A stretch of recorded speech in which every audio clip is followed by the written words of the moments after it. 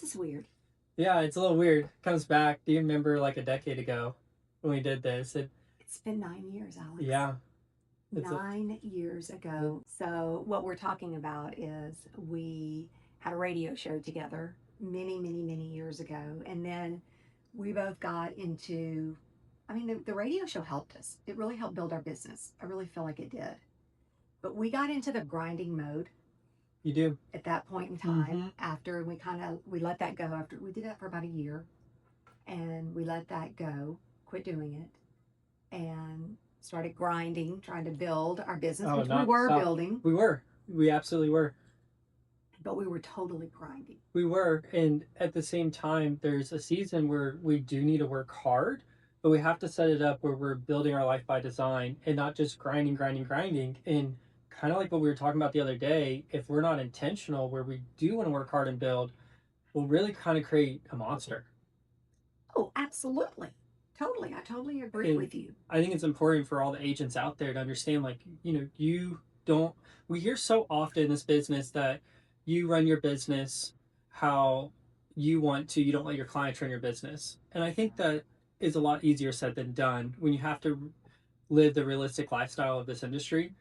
And I'm going to be honest, I really don't think a lot of people understand this industry unless they're in it, where they're like, oh yeah, you can just take the weekend off. It doesn't work that way. Like, this industry is a blessing, but also it can run you because you work on other people's timelines.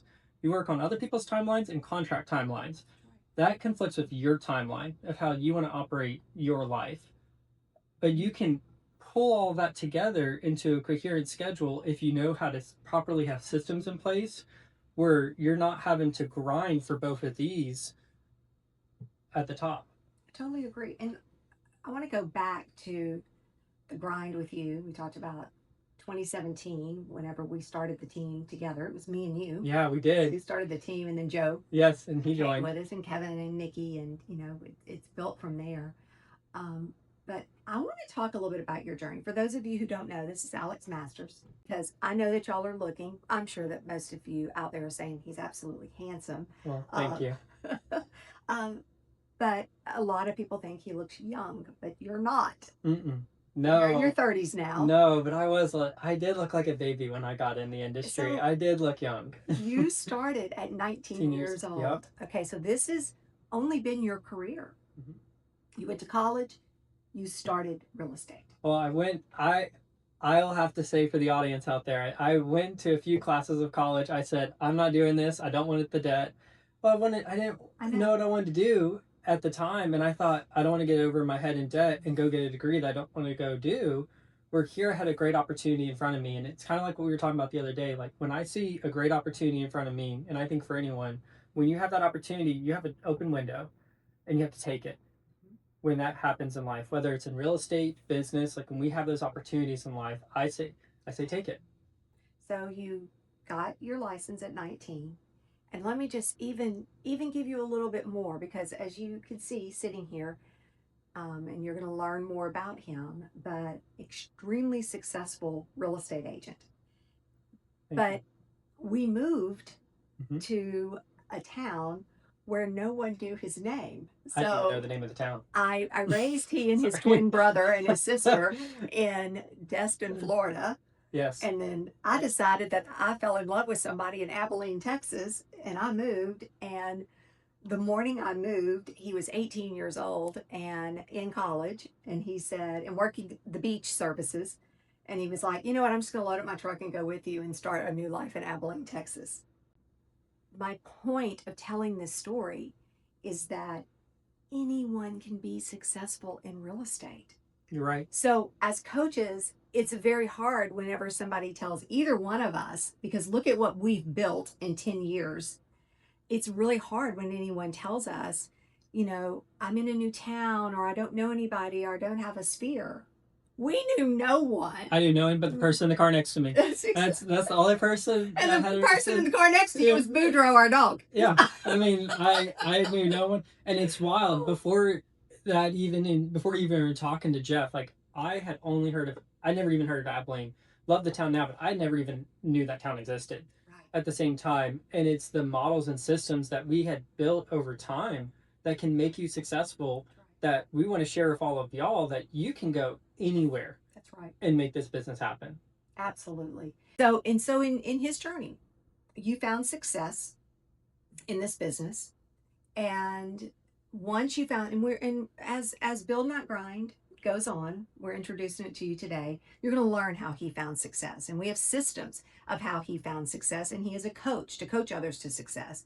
We have people in Abilene that basically say their success came from Alex coaching them. Some of the top agents in town, one in particular, always gives you credit. Well, one on the team is a top agent on the team, but another owns his own brokerage today, and he always gives you that glory of saying he trained under you I appreciate that. as his coach. So, with that being said, here he is, 19. You became a coach in real estate around the age of 22 or 23. It was, yes, ma'am. And then great success even in your first year in the business. And by 23 years old, you custom built your first home. Yeah. I mean, that is incredible. Just to think that you were able to do that at such a young age. I appreciate it. Tell me a little bit about what that was like for you. It was, now that I look back on the memories for it, it was incredible, but it was also, I had a moment sitting in this home that I don't think I've ever told you before, but it took a couple of years till later, because we were in such that grind phase of our lives. Absolutely. That I sat down one day and I thought, I actually own this place. And it took me, I owned that house for over 6.5 years. And it took me until about year 2 or 3 till I could actually sit down and enjoy the home. And I know this is kind of a negative spiel, but it's a great thing to own that home. But in the beginning few years, I really didn't enjoy it because I counted on average that I had 1 day off a month on average. That's the way so many are. Mm-hmm. I mean, when we talk about Build Not Grind, you know, our whole purpose in this is to help real estate agents build what we call a life by design, a life that they want, where they can take a day off. But you're right. I mean, we build or we grind to build because we are building, so we're grinding to do that, so that we can enjoy things later on in life. But we should be able to enjoy them in the moment as well. You're right. You're right. And I finally did start enjoying that. And there were wonderful memories and there were times I enjoy it. But I look back, it's almost like you're falling down a hill in a way, and you don't like stop to realize that you're falling until you actually hit the bottom. And then you're like, wow, like I remember sitting on the couch in my living room and I was looking around, I was like, this is such a beautiful home, but I never really get to enjoy it. And I look back on it as a lot of learning experiences, but it was quite incredible to own a home at that age. And so then, just to kind of keep y'all up to speed, he continued coaching. You've coached for years and years and years. And then one day he came to me and he said, I'm going to sell my home. He sold it in 1 hour. I'm going to sell my home and I'm going to move. He's moved to another state, and he was accepted with full scholarship to an appraisal school, which is incredible. I mean, that is not something that every single real estate agent has the opportunity to become. And it's something that so many real estate agents struggle with, is You're right. understanding how to put a value range on a property. But here we are.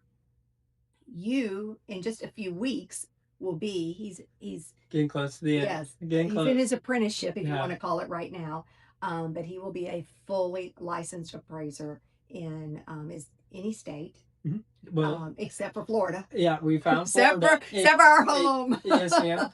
It depends on Oh, if the state offers what's called licensed residential, because there's different license levels with appraisals and different ways you can operate. So any state that offers what's called an LR or licensed appraiser, I can basically operate in that state. And I plan on getting dual licensed.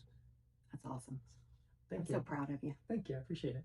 So with that, he is going to be utilizing his skills. I mean, he was always very, very good at. It's probably why you've done so well in this course, is because you mastered CMAs. Both of us have, early on in this. We both would study appraisals every time we could get an appraisal. We would study it to see how they would make adjustments and different things like that.